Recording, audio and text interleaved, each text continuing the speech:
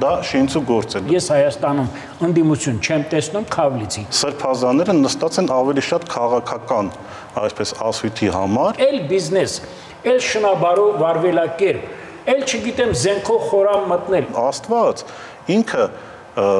շոշափելի կատեգորիա չի։ Մեր մոտ եկեղեցու հավատը, եկեղեցու հանդեպ հավատը գնալով թուլանում է, տկարանում է, ինչու համար։ Ես մի փոքր շոկի մեջ եմ։ Արցախի հարցը ոչ Նիկոլ Փաշինյանը կարող է փակել, ոչ էլ որևէ մեկը կարող է փակել։ Հայ առաքելական եկեղեցու հայաստանյան 11 թեմերից 3-ի առաջնորդները կալանավորված են։ Ինչ է դա նշանակում։ Կազմակերպված արշավ մայրաթորի դեմ, թե իրավապահ մարմինների լավ աշխատանքի արդյունք։ Ճաղերի ետևում հայտնված եպիսկոպոսները քաղաքական ռեպրեսիաների զոհեր են, թե հանցագործներ։ Իշխանության վերաբերմունքը վեհապարի հանդեպ եկեղեցական ավանդույթների խախտումով է պայմանավորված, թե հնազանդ կաթողիկոս ունենալու ցանկությամբ։ Եթերում հեռանկար բանավեճն է ակտուալ խնդիրների համապարփակ քննարկմամբ։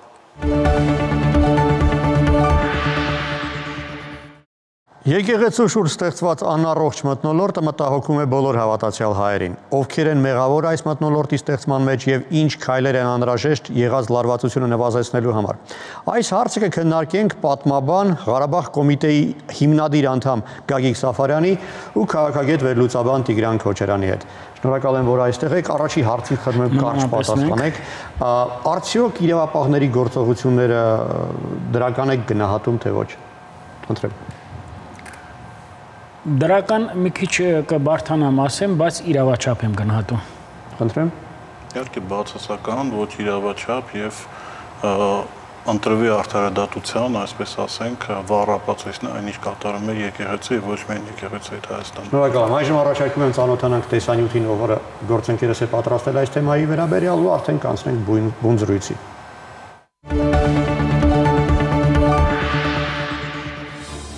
Նախորդ շաբաթ ակտիվ քննարկումների ու փոխադարձ մեղադրանքների ալիք առաջացավ, երբ բերման ենթարկվեցին մի քանի հոգևորականներ, այդ թվում Արագածոտնի թեմի Ծաղմոսավանքի հոգևոր հովիվը, Արագածոտնի թեմի առաջնորդը։ Նրանց մի մասն այժմ կալանքի տակ է։ Հաղորդվեց, որ հոգևորականների տներում Արագածոտնի թեմի առաջնորդանում խուզարկություններ են կատարվել։ Դրանից հետո նաև ձայնագրություններ հրապարակվեցին։ Հոգևորականների փաստաբանները նշեցին, որ բերման ենթարկելը հանգամանքներ ուսումնասիրելու նպատակ ունի, բայց ըստ նրանց Հովանավանքի հոգևոր հովիվ Տեր Արամ Քահանայի սեպտեմբերի 16-ին հանրային հեռուստատեսությանը տված հարցազրույցից հետո հաղորդում է ներկայացվել։ Իսկ այդ օրը Տեր Արամն ասել է, թե 2021 թվականին ընդդիմության ցույցերին մասնակցել է ոչ իր ցանկությամբ։ Քննչական կոմիտեն լրատվամիջոցներին տված իր պարզաբանումներում հետևյալներ նշել։ Իշխանական կամ ծառայողական լիազորությունները կամ դրանցով պայմանավորված ազդեցությունն օգտագործելով հավաք հանցկացնելուն կամ դրան մասնակցելու խոչընդոտելու կամ հարկադրելու, ինչպես նաև հավաքին մասնակցելու կամ հավաքին մասնակցելուց հրաժարվելու նպատակով նյութապես շահագրգռելու դեպքի առթիվ նախաձեռնված քրեական վարույթի նախաքննության շրջանակներում կատարվում են վարութային եւ ապացուցողական անհրաժեշտ գործողություններ։ Լրացուցիչ հանդես կգանք հայտարարությամբ։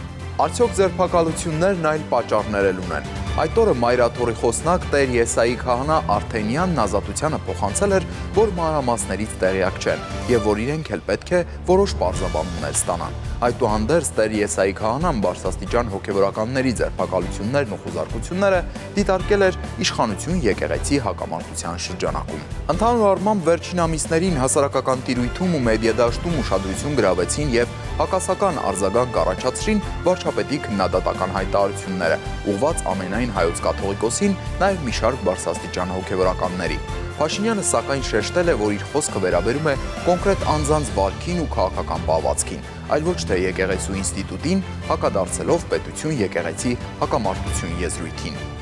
Նախ սկսենք նրանից, որ իմ կողմից հայ առաքելական եկեղեցու վրա հարձակում չկա։ Հայաստանյան առաքելական Սուրբ եկեղեցու թղթերում որևէ տեղ գրած չի, որ կաթողիկոսի պաշտոնում գտնվող անձը եւ եկեղեցին նույնական է։ Որևէ տեղ գրված չի,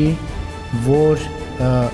եպիսկոպոսը եւ եկեղեցին նույնական է։ Հանրային իր ելույթներում, սոցարտակներում, արած գրառումներում վարչապետը մի քանի անգամ անդրադարձել է հայ առաքելական եկեղեցու դերին ու քաղաքական ակտիվությանը։ մասնավորապես բարձրաստիճան որոշ հոգևորականների հայտարարություններին եւ դիրքորոշումներին։ Այս ֆոնին եկեղեցու բարձրաստիճան հոգևորականներից մի քանիսը հանդես են եկել պատասխան արձագանքներով, հայտարարելով, որ փորձ է արվում նսեմացնել հոգևոր կառույցի հեղինակությունը։ Ավելի վաղ մեծ աղմուկ հանեցին Տավուշի եւ Շիրակի թեմերի առաջնորդների հետ կապված դատական գործերը։ Մինչ այդ Տավուշի թեմի առաջնորդը ղեկավարում էր Տավուշը առանց սահմանների նախաձեռնությունը, ապա սրբազան պայքար կոչվող շարժումը գործող իշխանության հրաժարականի պահանջով։ Քննչական կոմիտեն այս հունիսին պաշտոնական հաղորդագրություն հրապարակեց կիստ ձայնագրություններով, որոնք ներկայացվեցին ահաբեկչության եւ իշխանությունը յուրացնելու նախապատրաստություն կատարելու գործի շրջանակներում։ Դրա հիման վրա այժմ դատական նիստեր են ընթանում։ Ավելի ուշ մեդիայում ու հասարակական շրջանակում լայնորեն քննարկվեց Շիրակի թեմի առաջնորդի ձերբակալությունը։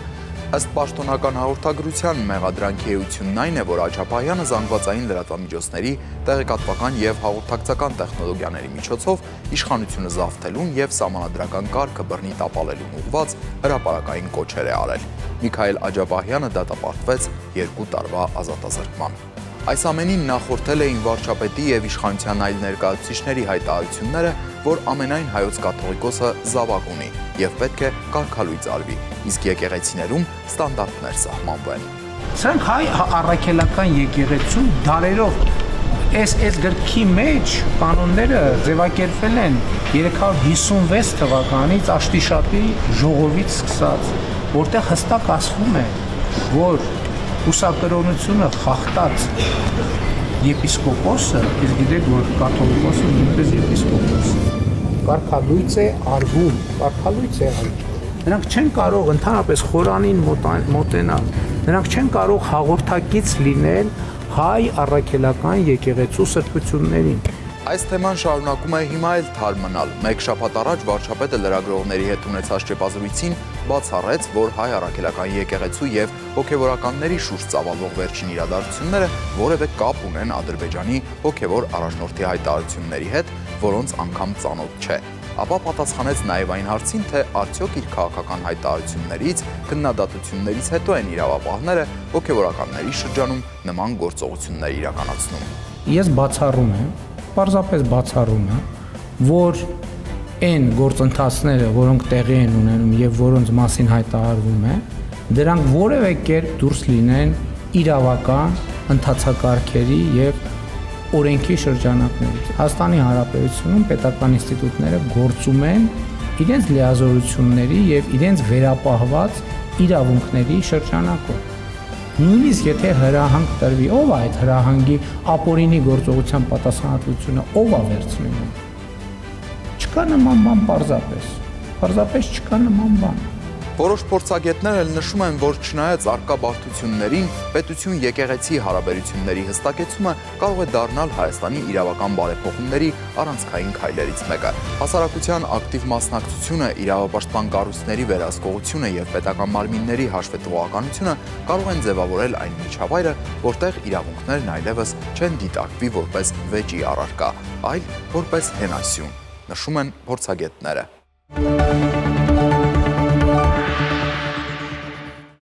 Եվ այսպես տեղի ունեցող այդ իրադարձությունները քաղաքական բռնությունների դրսևորում են, թե իրավապահների adekvat քայլն են քրեորեն հետապնդվող գործողությունների վերաբերյալ, խնդրում։ Այն ինչ հիմա կատարվում է, բավականին հիշեցնում է 1920 թվականից հետո հարձակումները հայոց եկեղեցու վրա եւ նույնիսկ մեկին մեկ որոշակի բաներ կրկնվում են, օրինակ Պարոն Սաֆարյանը երևի կուղի կամ կհամաձայնի 20-ական թվականներին ազատ եկեղեցականներ մի հատ այսպիսի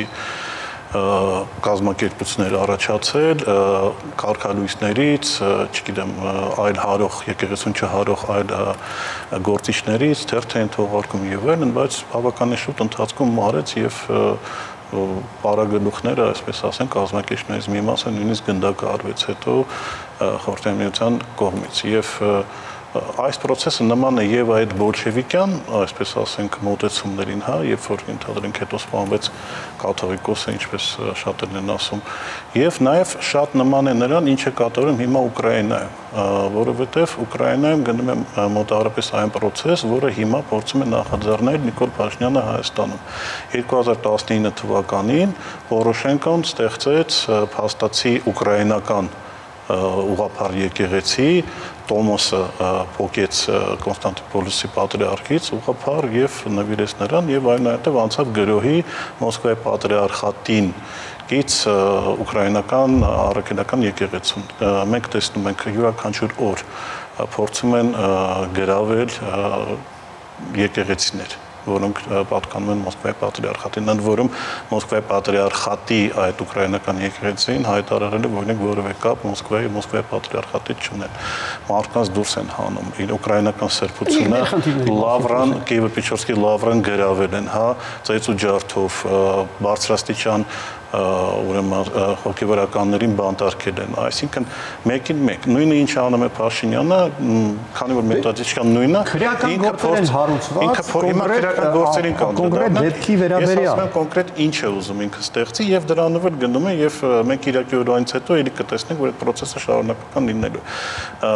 90-ականներին, եթե ճիշտ եմ հիշում, Լևոն Տեր-Պետրոսյանը, երբ որ արգելեց դաշնակցություն, ինքը ստեղծեց Հայաստանի հեղափոխական դաշնակցություն, դաշնակներ էին ասեմ այդ մարդկանց,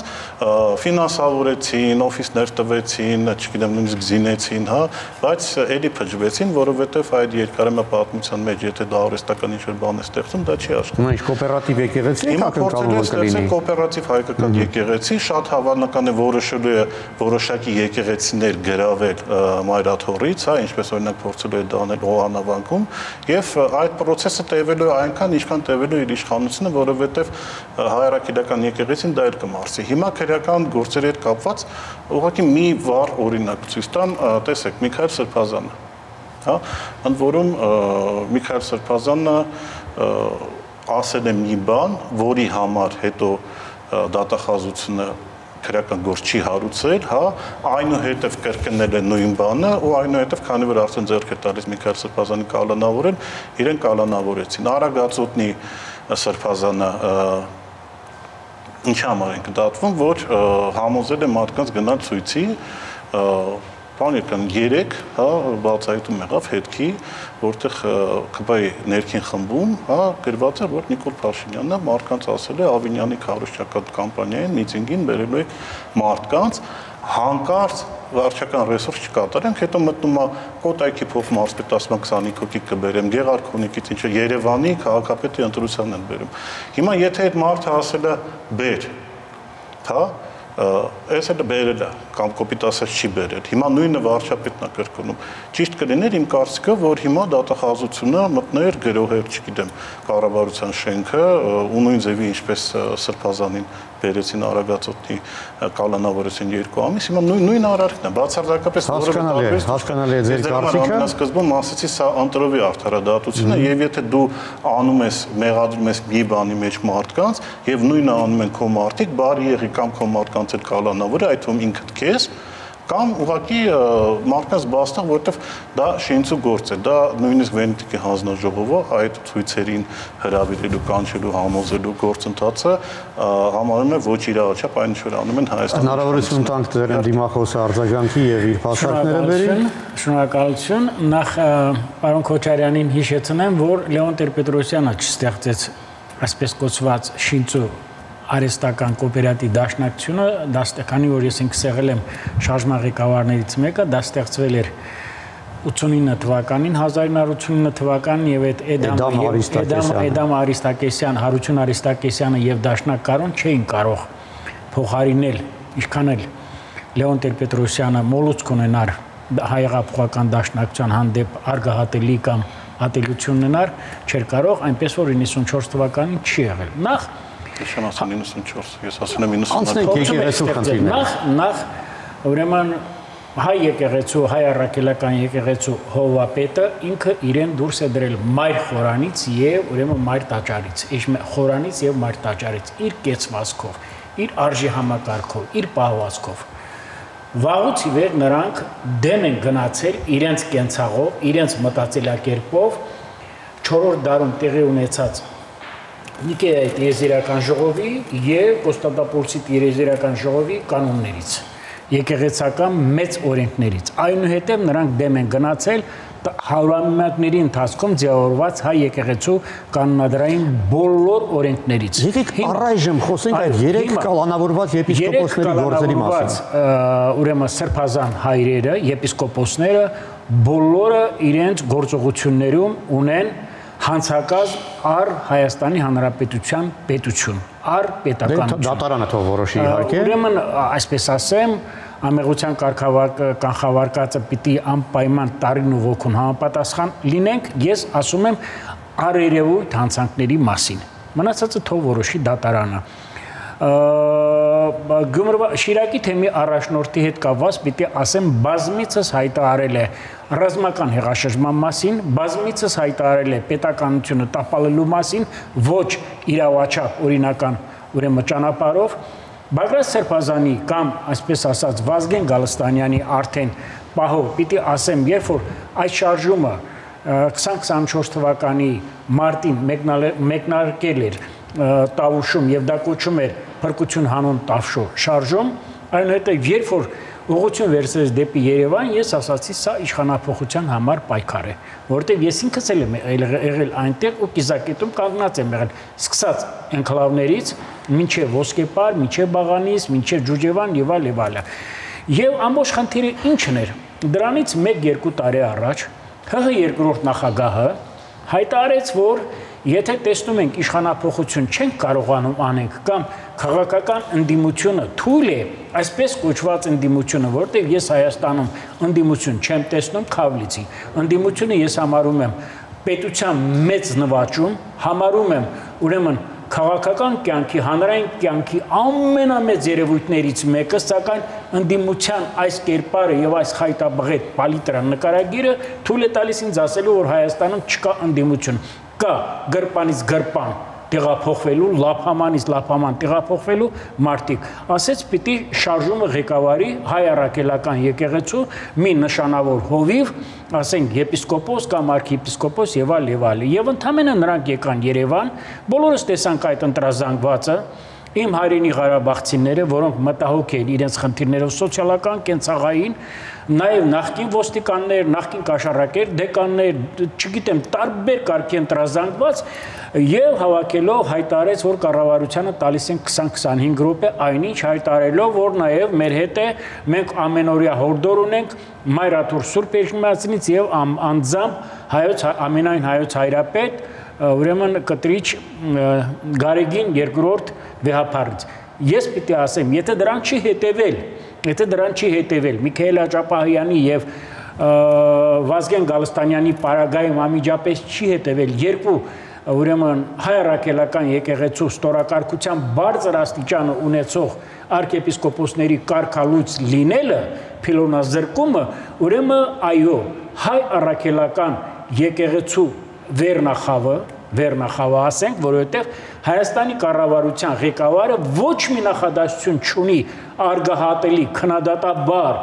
թթու խոսք չունի հայ առաքելական եկեղեցու հասցեին։ Խոսքս վերաբերում է հայ առաքելական եկեղեցու վերնախավին, որոնք բռնազավթել է Մայր Աթոռը։ Եթե նա կարգալույց չի արել, ուրեմն վեհապարը մասնակից է, շատ կարճ ասեմ, վեհապարը մասնակից է այս երկու սրբազանների հետ մեկտեղ պետականության դեմ ուղղված հակապետական հեղաշրջման փորձերին, սա մեկ եւ երկրորդը, սկսած 2021 թվականի փրկության շարժումից առ այսօր վեհապարը իր նկարագրով, իր ներքին էությամբ մասնակից է հակապետական բոլոր երևույթներին եւ ինքն է դրա մարմնավորողն ու կրողը։ Երկու փաստ բերեմ, մեկը Ռուսաստանի Դաշնության կողմից պատվո նշան շքանշանի արժանանալը, արժանանալը դավադվան է։ Այո, որովհետև այդտեղ կան խութեր, այդտեղ կան ուրեմն խութեր, այդտեղ կան ուրեմն վիհեր, ես չեմ ուզում բանը հարցազրույցի ձևաչափը թույլ չի տալիս ծավալվել եւ ուրեմն Բելարուս գնալը եւ ընդամենը ներկա գտնվել մի մատորի օծմանը, այն էլ առանց կառավարության իմացության, երբ որ Հայաստանի ղեկավարը հայտարարեց, որ սրանից հետո, յետքանի որ Լուկաշենկոն իր բերանով, կեղտոտ բերանով հայտարարել է, որ մենք ենք մասնակցել Ղարաբաղը Ադրբեջանին վերադարձնելու այդ գործին եւ ազդագրել են Ղարաբաղը, վարչապետը հայտարարեց, որ սրանից հետո քանի նա այնտեղ ղեկավարում է Լուկաշենկոն այդ չարիքը, ոչ մի պետական այց եւ ոչ մի մեծ մակարդակի մասնակցություն Բելարուսի կյանքի չի լինի։ Բելարուսի մատուրը ես անձամբ տեսել եմ, դա մատուր չի, դա լիարժեք եկեղեցի է։ Բելարուսի մատուրում է մոտ 50,000 հայ, որոնք զրկված են մինչև այդ եկեղեցու ունենալու իրավունքից։ Կարագին երկրորդը, որպես հայոց հովապետ, իրավունք ունի գնալ յուրաքանչյուր երկիր եւ մասնակցել եկեղեցու ուսմանը։ Իսկ քաղաքական հարցերի միջամտելու դրսևորում չեք նկատել վեհապարի խոսքերում։ Անջատա կառավարությունը, ես ընդհանրապես շատ կներեք անձնական չվերցնեք ձեր վրա, ես ուղղակի ապշած եմ, որ մարդ, որը կանգնած է եղել Արցախյան շարժման ակունքներում, ես հիշում եմ նույնիսկ բեմահարթակում, հա, փոքր 15 տարեկան երեխա է, եւ հիմա դուք փաստացի գտնում եք մի կողմում մի մարդկանց մի խմբի հետ, ովքեր ասում են, որ Ղարաբաղյան էջը Հայաստանում փակված է։ Մի փոքր սա իմ ուղղակի անձնական տպավորվածության բան է, ես ընդ որում դուք էլ Արցախյան ցակումով ինչպես ասեցիք, դա եւս մի անգամ ես մի փոքր շոկի մեջ եմ կներեք։ Տեսեք, կարելի է տարբեր կերպ գնահատել, բայց այն, որ վեհապարը իրեն թույլ է տվել քաղաքական պրոցեսների մեջ միջամտություն, պարոն Սաֆարյանի մնացած ուրեմն կարծիքներ իհարկե իրավունք ունեն լինել, որովհետեւ մենք ապրում ենք դեմոկրատական տնազ ունեցող հայ երկրում եւ կարծիքի իհարկե պետք է արտահայտել, բայց դա գնահատողական կարծիքներ են հատկապես սրբազանների հետ կապված։ Ես եւս մեկ անգամ ասացի, որ սրբազանները նստած են ավելի շատ քաղաքական այսպես ասույթի համար եւ ընտրովի արդարադատություն, որովհետեւ այլ մարդիկ, ովքեր նույն արարքները արեն են, ենթադրենք, ես չեմ ասում, որ միցինգի հրավիրելը դա հանցագործություն է, որովհետեւ եմ ասում, դա Վենետիկի հանձնաժողովն է ասում, որ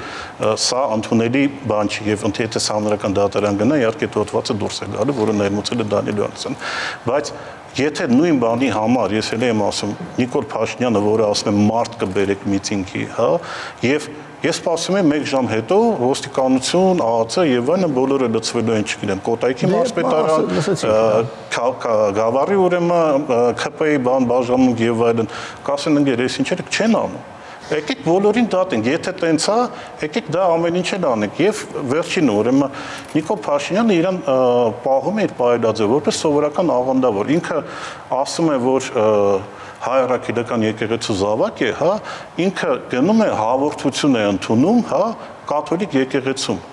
Եթե ինքը չի հասկանում ինքը ինչ է արել այնտեղ, հա, Հռոմում եւ ինչ մեղք չէ, բայց ինչ սխալ բան է արել որպես հայրաքելական եկեղեցու հետևորդ։ Ուրեմն հայրաքելական եկեղեցու հետևորդ չէ, այլ սովորական, չգիտեմ, դարերից եկած անընդհատ այդ ըմբոսները անընդհատ առաջանում են նաեւ Հայաստանում եւ դուրսը, դա ասում են աղանդավորական մտածելակերպով մարդ եւ այն երիտասարդը Ստեփան Ասատրյանը, որ հիմա գտնվում է Հանավանքում, այս մարդը բացահայտ ստել է։ Հա, 3 լրագրողը, ազատության լրագրողը ասեց, բայց դու ինձ ասել ես, որ դու քննչական չես գնացել եւ ցուցմունք չես տվել, ասում է, ես ասում եմ, այս քննիչները ասում են, այս բան չասես։ Այսինքն իրան ասում են, դու ասել ես, ասում է, ես այնտեղ չեմ եղել, հետո ասում ես քննչականն է։ Այսինքն մարդը, որը հավակնում են լինել ազնվական նոր Էջմիածին շարժման ինչ-որ ձևի առաջնորդ, հա, այս երիտասարդը, ինքը արդեն սկսում է իր ճանապարհը արդեն ստից։ Կաթողիկոսներն են ամեն ինչի մեջ մեղադրում շատ բաների մեջ, բայց այս երիտասարդը արդեն սկսում է ստից։ Այս երիտասարդը ասում 10,000 մարդ կհավաքեն, ձեր հալը կտենանք։ Այսինքն ինչ-որ մի բան սխալ է գնում, հա։ Իդեպ իսկապես այդ իրազեկելու երևույթը ինչպես է գնահատում։ Արդյոք վեհապարի վերաբերյալ իրազեկել իրավապահներին դա ճիշտ բան է։ Արգահատելի բան է, երբ որ միտեղ աշխատում են, հետո կարծեք թե ելնելով անձնական վիրավորանքից ասեմ կամ չգիտեմ մասնավոր շահից սկսում են արդեն այնպիսի բարձրագույն հայտարարություններ անել, որը կարծեք թե առաջերտին դա իրենք ելնում են անձնական նկատառումներից։ Ես այդպես եմ համարում։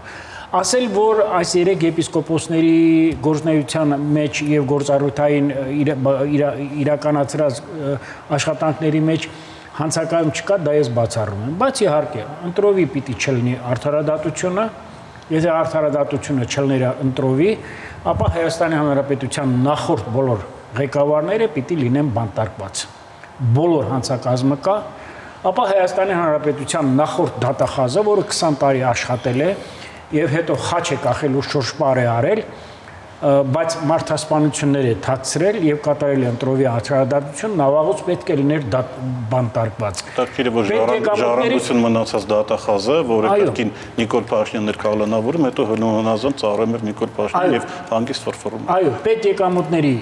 կոմիտեի նախագահը, որը մի քանի միլիարդավոր դոլարների հասած գումարներ ունի մեր ժողովրդից, թալանած պիտի լինի։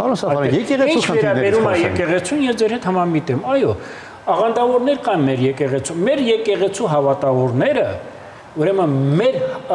հոտի ղեկավարների երեսից են, որ Թիֆլիս են գնում, Վրաստան են գնում, եւ անտեղ ուղղափառ եկեղեցու արչեւը խաչակնքում են։ Չիմանալով, որ դա ուղղափառ եկեղեցի է, դա հայ-առաքելական եկեղեցին չի։ Եվ այսօր էլ, երբ որ Երևանում շատ-շատերը վարորդները ղեկը մեքենայի թողած խաչակնքում են, այնինչ գնում են սպանության կամ շնորհաբարո գործարքների, սա հավատ չի։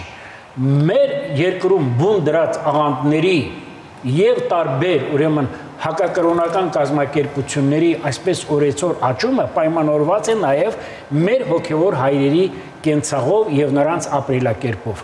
Եվ ամենակարևորը կրկին ու կրկին ես շեշտում եմ։ Քիչ առաջ շնորհակալություն ինձ հիշեցնելու համար իմ անցյալը։ Դուք ասացիք։ Ես շնորհակալ եմ դրա համար, բայց ես նաեւ պիտի ասեմ, գիտեք ինչու է Հայաստանում Արցախյան շարժման էջը փակվել։ Արցախյան շարժման էջը ժամանակավոր է փակվել, բայց Արցախի հարցը ոչ Նիկոլ Փաշինյանը կարող է փակել, ոչ էլ որևէ մեկը կարող է փակել։ Արցախի հարցը երբեք չի փակվելու, բայց Արցախյան շարժման էջը փակվել է Հայաստանում միմիայն այն պատճառով, որ Արցախի եւ Հայաստանի ռազմաքաղաքական ղեկավարությունը, ռազմաֆեոդալական վերնախավը այնքան լպիշ, ամբարո ու ուրեմն ոչ մեր ժողովրդին հարիր ռազմահայրենասիրական գործունեություն են ծավալել, որ մեր ժողովուրդը հուսախաբ է եղել եւ 2020 թվականի պատերազմին համաժողովրդական մասնակցության հիմնական պատճառներից մեկն էլ դա է։ Ինչ խոսք վերջացնում եմ, 3 սրբազանների ուրեմն ձերբակալության մեջ կա հանցակազմ, կանպայման խոսենք, արի գնանք այսօր միտինգ։ Հիմա այս պետք է տանեն հավաքեն։ Մենք խոսեցինք այդ մասին։ Եկեղեցին դա մեծ ընտանիք է, տարբեր կարծիք ունեք, բայց տարբեր գնահատական ունեք։ Հոգևոր հայրն է։ Ինքը կարող է իրենց առաջարկել հատկապես էլի հայ-ախերական եկեղեցու սորատարության մեջ որևէ պաշտոն չունեք։ Խոսքը վերաբերում է սրբազաններին։ Չէ, հատկապես էլի եմ ասում, այնտեղ եկեղեցին ինքը միապետություն է գլոբալ առումով, հա, եւ այս մարդը կարող է իրանց ասել, իրենք, գիտեք ոնց է, մենք մտածում ենք եկեղեցին ինչ որ ՍՊ է, հա, որտեղ կան ինչ որ օրենքներ, որոնցով, չգիտեմ, ես աշխատում եմ համալսարանում, բայց ես համալսարանական ժամը չեմ օգտագործի քարոզչության համար կամ ես իմ զավակին ասեմ գնում եք հանրահավաքի, ես դրսում աշխատեմ եմ։ Պետական աշխատող եք, դա եկեղեցի է, մարդիկ այնտեղ հավաքվել են հավատքով, սա մի քիչ իրրացիոնալ դաշտ է։ Այդ գնահատականները ձեր արդեն հնչել են, երրորդ անգամ վերահաստատում եք, անկալելի է ամեն ինչ։ Մի բան ուղղակի ռեպլիկ թողեմ, եթե կարելի է, տեսեք, դուք ասացիք, որ Արցախը հանձնել են նախկինները կոպիտ ասած, հա, եթե տենց մեջբերեմ, եթե ինչ-որ սխալ բան եմ ասում։ Իրենց էությամբ, իրենց բարոյական կոդեքսով 2016 թվականին կանգնած եմ եղել դիրքերում, որտեղից երևում էր Գյուլիստանը, որը չեզոք գոտյում է եղել, հա, ես 2025 թիվն է, ես չեմ կարողանում նույնիսկ, չգիտեմ, ծիծեռնավանք գնամ, հա, Արցախի ճանապարհին, հիմա ով է մեղավոր, այլ թեմա է, որին կարող ենք անդրադառնալ այլ հաղորդման ձևաչափով, իսկ հիմա առաջարկում եմ սովորական երևանցիների կարծիքը լսենք նույն այս թեմայի վերաբերյալ։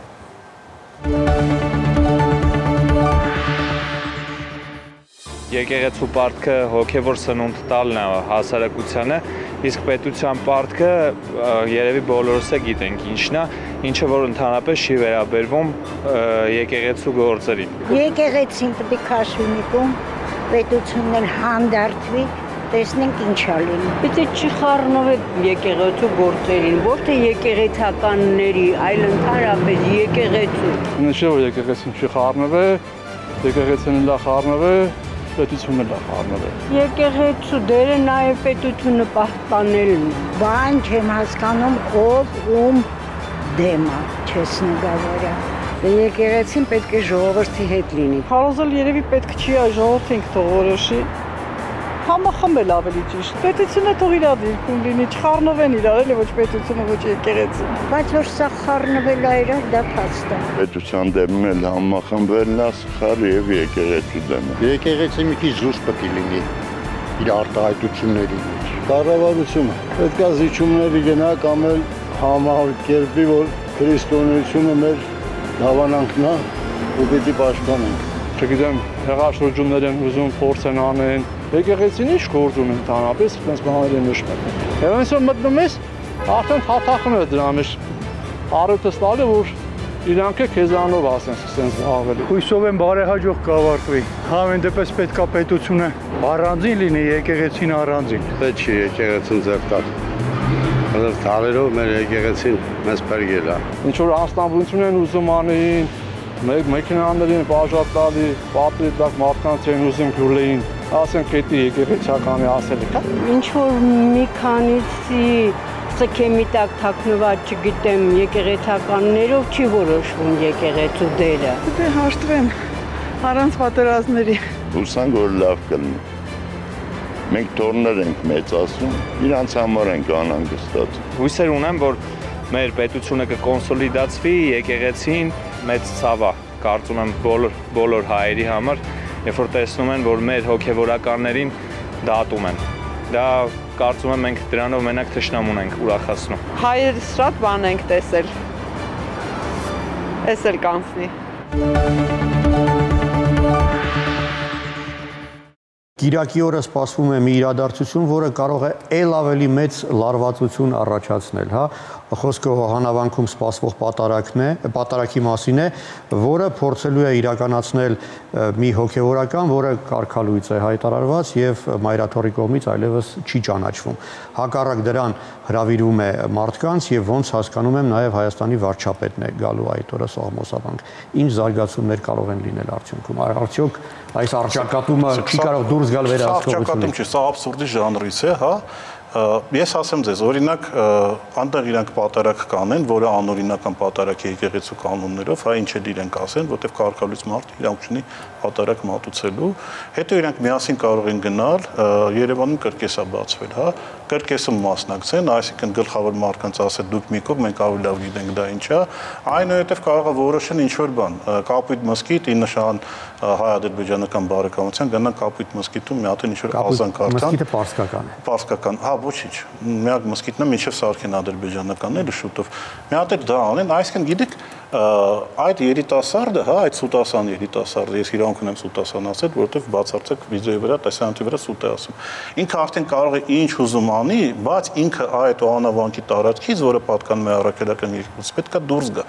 Ինքը կարող է նոր շարժում հիմնադրել, ինքը կարող է նոր եկեղեցի հիմնադրել։ Օրինակ ժամանակին Ուլֆ Էկման կար, որը կաթոլիկ եկեղեցու հետ համաձայն չէր, դուրս եկավ մի հատ մեծ Մենք ասում ենք աղան, իրանք ասում են եկեղեցի սարքեց, հա, ընդ որում Հայաստանում երկրորդն է կարծեմ քանակով մարդկանց, աշխատացրեց, դրեց, սփռեց, մտավ տարբեր երկրներ, քարոքանդարեց, քաղաքականացրեց, հետո փոշմանից վերադարձավ էլի կաթոլիկ եկեղեցի։ Միգուցե եկեղեցին խնդիր ունի, իհարկե, որտեղ եկեղեցին դա հասարակության մի մաս է, եւ մենք տեսնում ենք, որ եկեղեցում այո կան մարդիկ, որոնք կարող են սուտ խոսել, հա, որոնք կարող են չարուցապ լցվել, որոնք կարող են ասել, ես 10,000 հոգի կհանեմ ժողովրդի դեմ, հնամյատնեք դուք ինչ եք անելու։ Ամեն ինչ լինում է բոլոր մակարդակներով լինում է, բայց հարցը այդպես չի լուծում։ Ի վերջո կա սահմանադրություն, կա տարանջատում եւ կա կառուցվածք եկեղեցու։ Էլի եմ ասում, մենք շատերս նայում ենք, որ եկեղեցին ինչ որ կառավարական հիմնարկ կա, ինչ որ բիզնես հիմնարկ կա, ինչ որ ՍՊ է, չէ, եկեղեցին դա մարդիկ, ովքեր հավաքվել են, որոնք հավատում են Աստծուն։ Աստված ինքը շոշափելի կատեգորիա չի։ Ինքը դու կամ հավատում ես Աստծուն, դու կամ հավատում ես, որ Աստված օծել է բոլոր մեր կաթողիկոսներին, հա, եւ իրանք Սուրբ Օծումով գնում են, հա, Թադևոս Բարդողոմեոսի ժամանակներից, կամ չես հավատում։ Ինքեր, եթե չես հավատում, կներեք շատ բառեսանալ, քեզ ինչ, հա, հատկապես որ օրենքով ամեն ինչ գրված է։ Հիմա շատ կներեք, վաղը Նիկոլ Փաշինյանը կարող է որոշի, որ այդ երիտասարդներ կգնան, չգիտեմ, այդ կառույցի մասին, որ ես խոսեցի, հայկական բոլոր աղանդներով կամ ոչ կրոնական եկեղեցիներով ֆարխան ինչ որ ելույթներ ունենան, չէ, սա չի կարելի։ Եթե դու ասել ես պետությունը անջատել եկեղեցուց, բարի եղի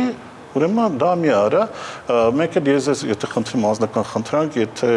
ասում եք Միքայել Աջապահյան, ուրեմն Վազգեն Դաստանյան, բան Բագրատ Սրբազյան, եթե բոլորին աշխարհիկ կասում աշխարհիկ։ Հայ ռակելական եկեղեցու բարձրագույն մարմինը, ազգային եկեղեցական ժողովը չի գումարվում պատշաճ կերպով ըստ օրենքի եւ բացի դրանից էլ քահանայի ժողովը եւ նաեւ մյուս եպիսկոպոսած ժողովը անընդհատ հրավիրվում է քիմքին հաջող կերպով, նրա կամահաճույքով, օրվա վեհապարի հաճույքով։ Գալով Սաղմոսավանքում տեղի սպասվելիք ակնկալվանքում շատ հարգում այդ վանքը իմ համար մի ուրիշ նշանակություն ունի, կներեք ներողություն եմ խնդրում, գալով դրան տեսեք տվյալ պահին Կտրիչ Ներսիսյանի կողմից նրան կարգալուց անելը ես չեմ ընդունում։ Ես չեմ գտնում, որ Արամը, մենք պետք է ընդունենք կամ չընդունենք, ոնց է կարգը, չգիտեմ։ Արամը այդ քահանան է, չէ՞ որ պիտի Բանսաֆրենցը դուք ասում եք Կտրիչ Ներսիսյան, դուք արդեն կարգալույց եք անում կաթոլիկոսի։ Ուրեմն եթե ինքն է իրեն կարգալույց արել իր կերպարով, դա այդպես է, դա աներբար է, դա չի քննարկվում, ուրեմն ես գտնում եմ մեղքերի ծանրությամբ Կտրիչ Ներսիսյանը մի 10 անգամ ավելի մեղքի արժանի, քան Արամը։ Վարչապետի մասնակցությունը Օհանավանի պատարագին, ճիշտ է, վարչապետը ինքն է ընտրում մասնակցի, թե ոչ։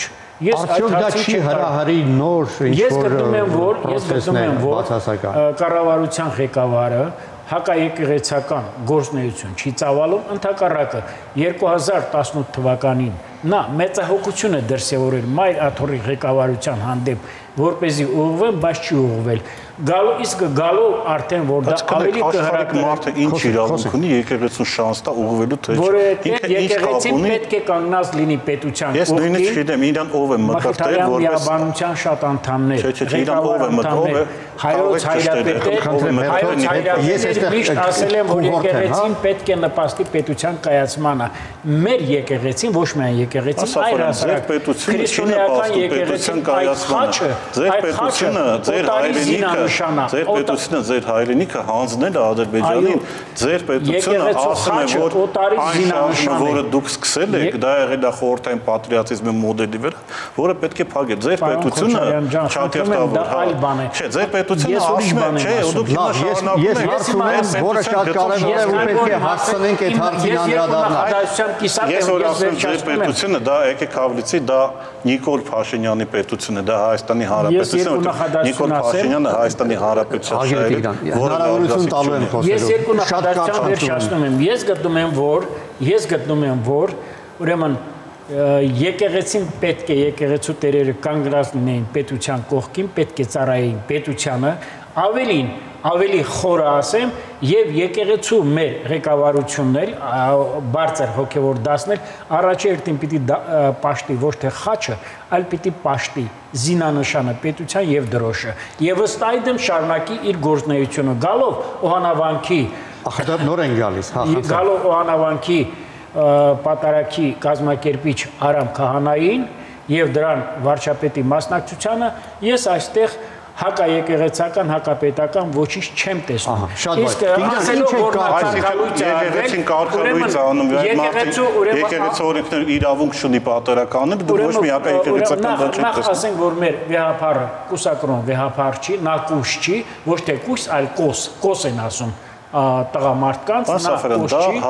Այլ թեմա է, տեսեք, Տիգրան, խնդրում եմ իմ հարցին պատասխանել։ Արդյոք չի հասունացել եկեղեցում իսկապես արմատական բարեփոխման անհրաժեշտությունը։ Եկեղեցին 900 տարի ապրել է,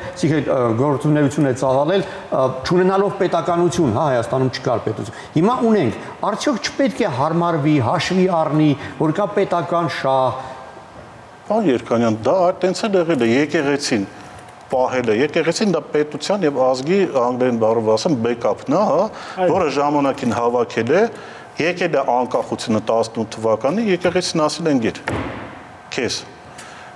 Վազգեն առաջինը, հա, որը զբաղված էր կրկին հակապետական գործունեությամբ, հա, Վազգեն վեհապարը, որը ցույցերի էր մասնակցում, որը Մոսկվայում սովետի դեմ էր խոսում եւ հակապետական գործունեություն չի անում։ Հա, բայց պրոազգային գործունեություններ, ազգի մասին է մտածել։ Ինչ է անում մեր հայրաքելական եկեղեցին, կանգնած է ազգի կողքը, ինչի սկսվեց այս ամեն ինչ, այս կատաղի գրոհը։ Կատաղի գրոհը սկսեց, երբ որ Գարեգին Վեհապարը գնաց Շվեյցարիա, եւ այնտեղ իրանք ասին, որ Արցախի հարցը փակված չի, մենք ստեղծում ենք լեգիտիմ կառույց, որը այսօր զբաղվել է Արցախի հարցով։ Եվ դա Փաշազադեն այնտեղից հիստերիկացավ, ասեց նրանք ռևանշիստներ են, եւ 4 օր առաջ էլ ասեց, անդադ ասում են, այսինքն եթե պետությունը ազգապահպան գործունեություն չի անում, եկեղեցու ֆունկցիան ազգապահպանությունն է, չէ՞ կներեք ես վերջացնում եմ։ Եկեղեցու ամեն ինչ իդեալական է։ Իհարկե ոչ։ Ահա, ես դրա մասին եմ ասում։ Բայց եկեղեցին ինքը ինչ է։ Որն է, որ արժի վերանայել։ Եկեղեցին խորհրդային միության ժամանակ տուժվեց բավականին երկար, հետո խորհրդային միությունը որ հասկացավ դեմ պայքարելա եւ իրոք բան գնաց քաղաքական ազգային զարթում գնաց այդ ժամանակ եկեղեցին են մասնակցեց այն ինչը երբ որ Արցախյան շարժումը սկսեց Վազգեն Վեհապարը եկավ կանգնեց ազգի կողքը չկանգնեց պետության կողքը հա դե մեր պետությունը չէր մեր պետությունը արդեն ձևավորման փուլում է անկախության մի վարքերի բարեսաֆարը եւ ասեց գնաք տուն միտինգավորների եւ ձեր ճակատագիր կանից գնացել է հացադուների մասնակցել օգտել եւ դեմից բոլորը տենց են ասել հետո հասկացել ու տեսել են որ ազգային շարժում է եւ էլի անկախություն ձեռք բերեցին եկեղեցին ասեց ընկեր ես քեզ ես իմ բաներով զբաղվեմ հա եկեղեցաշինությամբ եթե Էլի ասում Գարեգին Վեհապարը շատ վատնա, եւ մեր հոգեվորականը շատ վատնա, գնահատականը տալիս է ժողովուրդը։ Իսկ մարդկանց քանակը, որը գնում է եկեղեցի, իրոք հավատացան մարդկանց, ոչ թե մոնվառողների, իրենք տարի աճում են, այսինքն ինչ որ մի բան, հա, այդ բաներում, որ սա հակապետական հակազգային մարդը, ոչ, մարդիկ գնում են այդ եկեղեցին, մարդիկ գնում են հայրաքելական եկեղեցին, ավելին ես ձեզ ասեմ, ես դա ընդունում եմ եւ ես խոսել եմ նաեւ հոգեվորականների հետ էջմիածնի, որտեղ հոգեվորականը ակտիվ է, այնտեղ որևէ աղանդավոր կառույց չի աշխատում վառ 3 րոպե, բայց մի թեմա կա, որին պետք է անդրադառնամ։ Արտաքին դերը այս ամենում, հա, այդ նախաստորագրված համաձայնագրի 8-րդ կետում խոսվում է, որ կողմերը պետք է կանխեն ինչ-որ ատելություն ան խոսքը, ռևանշիզմի դրսևորումները եւ այլն։ Ադրբեջանում ոմանք ասում են, այ հայ եկեղեցին դա ռևանշիստների որջ է եւ մինչեւ չլուծեք այդ հարցը խաղաղ համաձայնագիր չի լինի։ Այ դա ինչ որ դեր խաղում է թե ոչ։ Նախ ես իմ գործընկերոջը ասեմ, որ ես խոստանում եմ առաջիկայում Արցախի պայքարի, Արցախի հանձնման, պատճառ-հետևանքային կապի հետ կապված իմ մոտեցումները ձեր հետ կիսեմ, թեկուզ եթերից, որովհետև մեզ մնացել է 3 րոպե, որպեսզի դուք իմանաք, որ ես չեմ կարող լինել որևէ մեկի շահը սպասարկողը։ Դուք չեք սպասարկում, դուք կանգնած եք այդ մարդկանց կողքը։ Երկրորդը Արտաքին ազդակ ես բացառում եմ, որովհետև վաղուց է կառավարությունը ձեռնարկել այս գործունեությունը հայ եկեղեցին մաքրելու այլադավաններից, հայ եկեղեցին մաքրելու այն մարդկանցից, որոնք բռնազավթել են մայրաթորը, տեսեք, ես պիտի ասեմ, որ Արտյոմ ջան, վերջ ասում եմ, պատմության մեջ կան կույր հավատի կողմնակիցներ, չէ՞։ Supporter implicit of fate եւ կան նաեւ ասենք Կրոնվելը ունեցել է կողմնակիցներ, որոնք իր համար կյանքը կտային, այրոնսայդերներ, չէ, երկաթի կողակիցները։ Մեր մոտ եկեղեցու հավատը, եկեղեցու հանդեպ հավատը գնալով թուլանում է, տկարանում է, ինչու համար, որտեղ մեր հավատացյալ հոտը տեսնում է եկեղեցու վերնախավը ինչով է զբաղված, էլ բիզնես,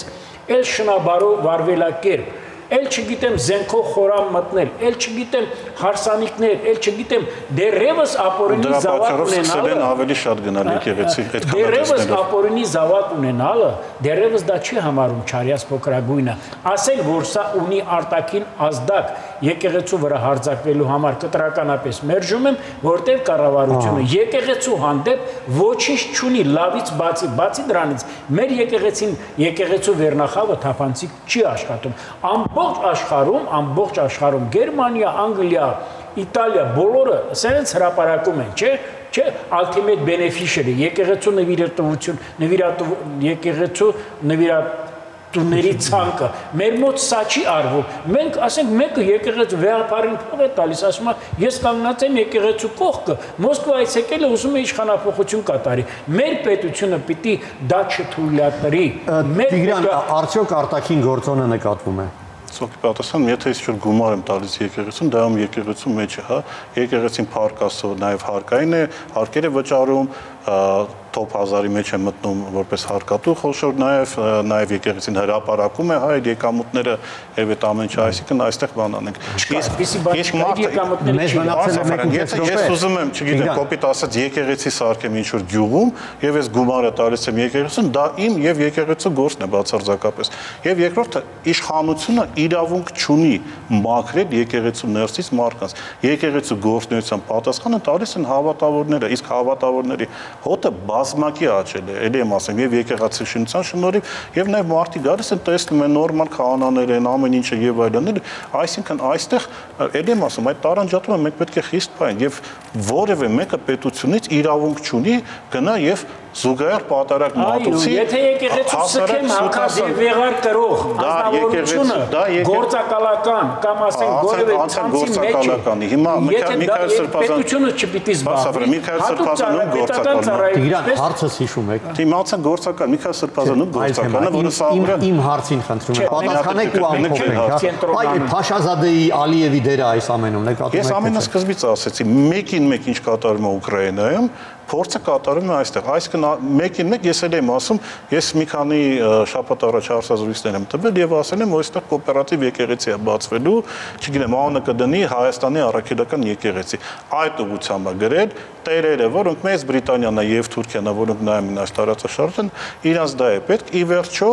ելի եմ ասում, ոնց որ ասում են սեփական բանակը չես պահելու ես այլ պետության բանակ, հիմա սեփական եկեղեցին չես պահի, գնալու ես օրը 5 անգամ նամազ անես։ Մեզ մնացել է 1 րոպեից ավելի քիչ, 2 նախադասությամբ, ինչը կուզեք, որ հեռուստադիտողը հիշի ձեր այսօրվա ասած խոսքից։ 2 նախադասություն ունեք։ Հեռուստադիտողը կարծում եմ հստակ գիտի, որ այսօր պետության հոգացության ներքո կա խոնարհված եւ ավերված եկեղեցիներ, մշակութային օջախներ, որոնց մասին կառավարությունը հանձինս ԿԳՄՍ-ի կրթության, գիտության, մշակույթի նախարարության ավելի շատ է զբաղված վերանորոգման եւ ոտքի կանգնեցնելու հարցերով, քան մայր աթոռի իրավասության ներքո գտնող այն եկեղեցիներին, որոնց վարչապետը անվանել է վանքերին, որոնց վարչապետը անվանել է Չուլան, դրանից բացի ես պիտի ասեմ, որ հայ եկեղեցու վերնախավը զբաղված է պետականադար գործունեությամբ, որպեսզի վրեժխնդիր ուժերին բերի իշխանության, վերջացնում եմ, զբաղված է ոչ կրոնական կանոնավոր գործունեությամբ եւ ձեռի հետ էլ զբաղվում է քարոզով, պատարակով, որը հույս ու հավատ չի ներշնչում հայ 100,000-ավոր հավատացյալներին։ Բացի դրանից, հայ առաքելական եկեղեցին, որը ունի 4 նվիրապետություն, իրար հետ հաշտ ու համերաշխ չեն։ Պոլսով հայոց պատրիարքարանը, Երուսաղեմի հայոց պատրիարքարանը, Կիլիկիո թեմը, Հանձինս Անտիլիասի եւ Արանվեհափարի եւ Էշմիածինի իրար հետ համարյաշ չեն։ Այլևս չեմ խոսում հարանվանությունների մասին, հայ կաթողիկո եկեղեցի մասին, այլևս նաեւ հայ ավետարանչական ընկերության մասին, որոնք շատ դեպքերում ավելի հետամուտ են ազգային խնդիրների մեջ, ավելի հանդուգն են եւ ավելի խիզախ են, քան հայ առաքելական եկեղեցու 100,000-ավոր հետևորդներ։ Պատմաբան Գագիկ Սաֆարյանի կարծիքն է։ Կառավարությունը ոչ մի դեմ քայլ չի անում հայ եկեղեցու, դեմ փորձում է հայ եկեղեցու վերնախավը մաքրի այլադավաններից եւ շնաբարով։ Մենք ստիպված ենք լինելու մոնտաժել, որովհետեւ չի տեղավորվում մեր ֆորմատի մեջ։ 2 նախադասություն ունեք Տիգրան։ 2 նախադասություն, պարոն Սաֆարյան, ես որպես հայ առաքելական գյուղի հետևյալ, որպես հավատացյալ մարդ, ձեզ ուղղակի խորհուրդ եմ տալիս այդ ձեր վերաբերմունքը եկեղեցու հանդեպ փոխել, ապաշխարել, վերադառնալ, միանալ այն ժողովրդին, որը պայքարում է Հայաստանը փրկելու համար, այդ թվում մեր հայ լինելու իրավունքը, որը պայքարում է դրա համար, որ մենք երբևէ կրկին կարողանանք ինչ-որ ձևի վերադառնանք Արցախ, որը պայքարում է մի իշխանության, ոչ թե պետության դեմ, որը հանձնել է Արցախը, որը հանձնել է իմ եւ ձեր հայրենիքը եւ որը բերելու է նրան, որ ի վերջո Հայաստանը դառնալու է վիլայետ, որտեղ ոչ թե եկեղեցու հարցն է քննարկվել, այլ եմ ասում, օրը 5 անգամ նամազ կարմիր բերետների ներկայությամբ անել է։ Հնչեցին պատմաբան Գագիկ Սաֆարյանի ու քաղաքագետ Տիգրան Քոչարյանի կարծիքներն ու գնահատականները, շնորհակալ եմ երկուսին էլ։